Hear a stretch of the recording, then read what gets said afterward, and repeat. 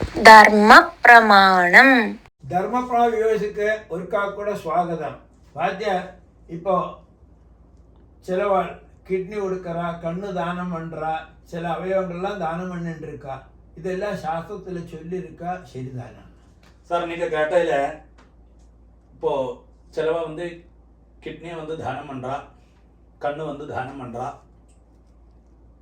நம்ம சாஸ்திரത്തെ ശരിക്കും പഠിച്ചു കഴിഞ്ഞാൽ சொல்கிறேன், നമ്മളോട് ഒരു അവയവവും, അത് കണ്ണായിക്കട്ടും ഇല്ല കിഡ്നി ആയിക്കട്ടും എന്നെ വേണം, ഹൃദയമായിക്കട്ടും ഹാർട്ടായിക്കട്ടും, ഒന്നും ആർക്കും കൊടുക്കപ്പാങ്കിലേ, ഇൻക്ലൂഡിങ് ബ്ലഡ് അടക്കം, ബ്ലഡ് കൂടി ദാനം പണപ്പാങ്കിലേ ഉണ്ടോ ശാസ്ത്രം. പക്ഷേ ശാസ്ത്രം പല വിഷയങ്ങളിലെയും ചില കാര്യങ്ങൾ ചൊല്ലുന്നത് എന്തൊക്കെ ചെയ്തു കഴിഞ്ഞാൽ മനുഷ്യനോട് നന്മയ്ക്ക് വേണ്ടി. അപ്പം ചില മുൻകൂട്ടിയുള്ള കാര്യങ്ങളൊന്നും ശാസ്ത്രത്തിക്ക് ചൊല്ലപ്പെട്ടാത്. കാരണം ശാസ്ത്രം എന്തൊക്കെ അപ്പടി ചൊല്ലിക്കഴിഞ്ഞാൽ ഇപ്പം നാളെ മേലെ അപ്പടി കൊടുക്കലാം എന്ന് ചൊന്നാവശ്യമോ ധർമ്മശാസ്ത്രം. അപ്പം എല്ലാവരും എന്നെ ഞാൻ ചെന്നപ്പുറത്ത് എന്നോട് കണ്ണ് കൊടുങ്ങോ ഇല്ലാടെ എന്നോട് ബോഡി മുഴുവൻ പഠിക്ക കൊടുക്കുകയില്ല. അപ്പം എനിക്ക് ആലോചിച്ച് വരുന്നോ, இந்த மனுஷ சரீரத்தோட எல்லாம் பாடி படிக்கிறதுக்கும் கண்ணுக்கும் வேண்டி சம்ஸ்கரிக்காக்கி இல்லை சம்ஸ்காரம் பண்ணாக்கி தகனம் பண்ணாக்கி இருந்து കഴിഞ്ഞാൽ அந்த நிலைமை எப்படி ஆகுதுன்னாக்கும் சாஸ்திரம் ஆலோசிச்சதுன்னு அர்த்தம்.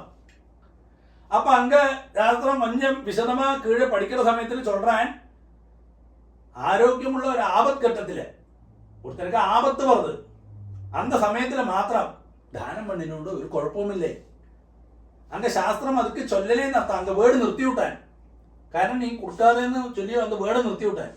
പക്ഷേ പിന്നെ വர அந்த കാലത്തൊക്കെ അനുസരിച്ച് നമ്മൾ പാത്ര സമയത്തിൽ அந்த ആചാരങ്ങളെല്ലാം പാത്ര സമയത്തിൽ ആപത്ഘട്ടത്തിൽ ഒരുത്തനക്ക് ആപത്ത് വരുത്, കിഡ്നി അവൻ ചെത്തുപോയിടുവാൻ ഇല്ല മരണത്തെ പ്രാപിച്ചുവിടുവാൻ, ഉടനെ നീ ദാനം പണ്ണ്, അവൻ സുഖമായിരിക്കട്ടെ, അവനോട് ജീവനാക്കും പരിശീലനം നടത്താം, അവനോട് ജീവനക്കും ഒന്നും ആകാതെ. അതേമാതിരി ഹൃദയം എന്നാതെ இருந்தா, ഹാർട്ട് എന്നാ இருந்தா അത് ഇത് പണ്ണ്. അതേമാതിരി കണ്ണ് ഒരുത്തനക്ക് കാഴ്ച இந்த ഭൂമിയിലൂടെ பார்க்க முடியாதுன்னா அது சேர பெரிய மகத் சேவனம் சொல்கிறேன். ஆனால் நீ செத்து போய் കഴിഞ്ഞാൽ എല്ലാத்தையும் ഞാൻ കൊടുത്തുവിടുകയും ചെയ്യില്ല, அப்படி എഴുതി വെക്കാതെ சொல்கிறேன். അപ്പം അതുക്കാക്ക് അங்கே ഒരു ആധികാരമേ ദൃഢമായിട്ട് அப்படி ചൊല്ലാൻ നിർത്താം.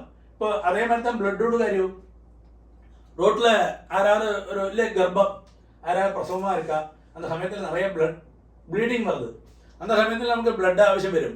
ധർമ്മശാസ്ത്രത്തിൽ ഒരു ബ്ലഡൊന്നും കൊടുക്കുമ്പോൾ നമ്മൾ ഒരിക്കലും വേണ്ടോ, അങ്ങ് ചൊന്ന തന്നെ ഉണ്ട്. നമ്മൾ നമ്മ ശരീരത്തെയും பார்க்கணும், അവരുടെ ശരീരത്തെയും രക്ഷപ്പെടുത്തണം. അത് ഞാൻ ശാസ്ത്രം ഉദ്ദേശിച്ചത്. അത് മനസ്സിലാക്കാൻ കേൾക്കും പലരും പല കാര്യങ്ങളും ചൊല്ലറ. അപ്പോൾ இந்த കാര്യങ്ങളിലും നമ്മൾ മനസ്സിലാക്കണം, ആപത്ഘട്ടത്തിൽ നമ്മളോട് കണ്ണയോ ഇല്ലേ ഒരു ഹൃദയത്തെയോ ഇല്ലേ ഒരു കിഡ്നിയോ ഒരാൾക്ക് കൊടുത്ത് അവരുടെ ജീവനെ പ്രാപിക്കാൻ പറ്റുമാന, അത് ശ്രേഷ്ഠമായ കാര്യം തന്നെ, അതിൽ യാതൊരു സംശയവുമില്ലേ.